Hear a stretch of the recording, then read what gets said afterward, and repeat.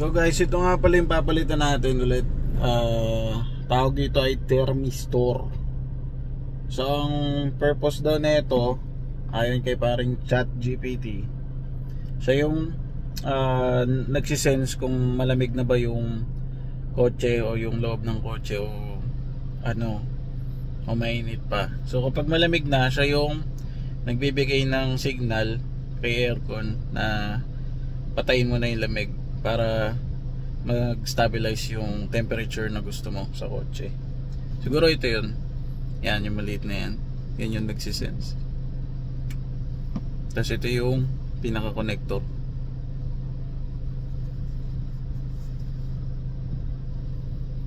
Ba't sa akin napipokus? Yan, so ito yung papalitan. Hindi ko rin naman sure kung ito yung sira, pero labas pasok. Patay buhay yung lamig ng aircon eh. Usually nangyayari siya pag ginalaw ko na yung number, yung fan number. Pag nilakasan ko, yung nawawala siya bigla. Tapos pag napahingay mo yung kotse, bumabalik naman yung lamig niya. Pero kailangan mapahinga muna siya ng mga 30 minutes to 1 hour tsaka siya babalik. So yun nga, sabi ng mekaniko, syempre palit compressor. Ang mahal ng compressor, syempre di muna ako maniniwala. Kung may pambili akong compressor, papalitan ko agad yung compressor, wala.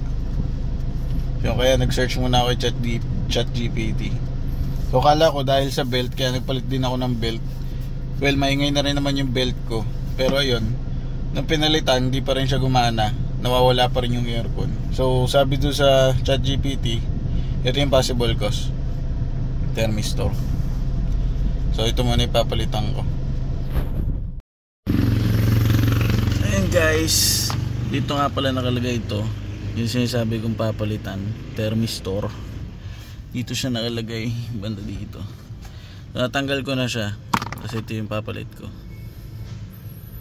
Medyo ayan, madumi. Hindi ko sure kung yan yung issue, pero papalitan na rin natin para sure.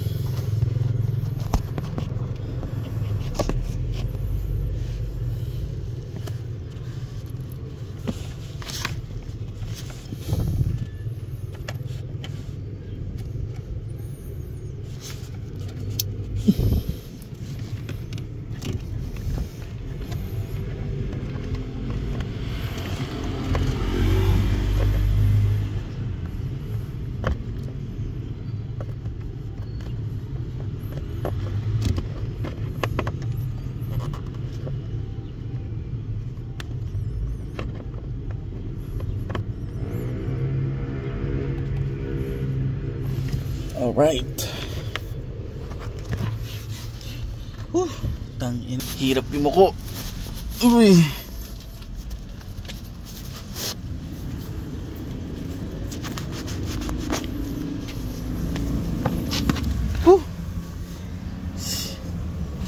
Sana gumana. Dito nga pala ako sa Walter Mart, Batangas.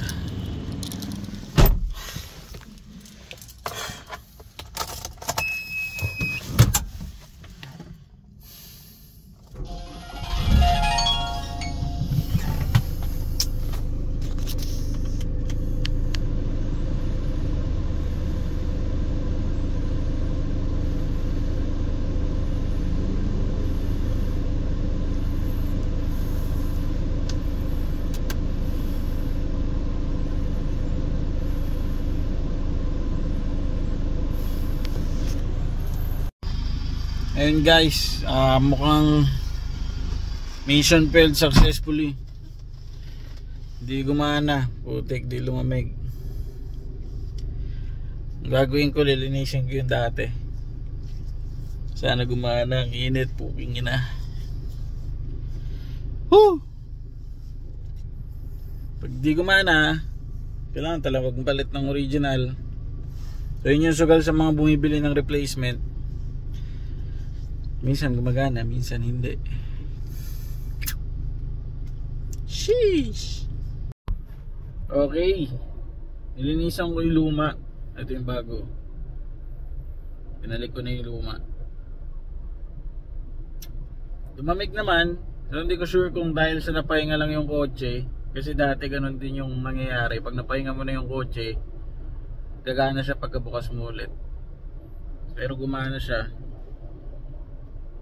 So under observation ulit. Pero bibili na ako ng original. Okay na. Baka magka-issue pa kung kailan may pasahero. Ayun, wala agad pawis ko.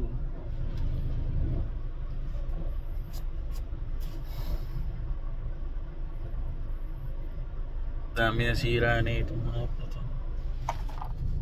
Odo 254663. Sulit na sulit ang mga sira. Woo! Thank you Lord. Tangina kung dito gumana, tanghaling tapat pa naman. Kaya nga pala ako dito sa Batangas. Pagka minsan may pasok si mama dito, ako yung nag-ahatid, ako yung nagsusundo. Nakitigawat. So tambay tayo dito hanggang 4 PM. Tamang load na lang. Hintay kay mother. Meron naman pabaon si mother. Hey, peace out. Sabihin niya nag-addict ako, pula ng mata ko. Wala pa akong tulog simula kahapon. Galing akong biyahe. Tas rektatid. Yun lang, di ako addict.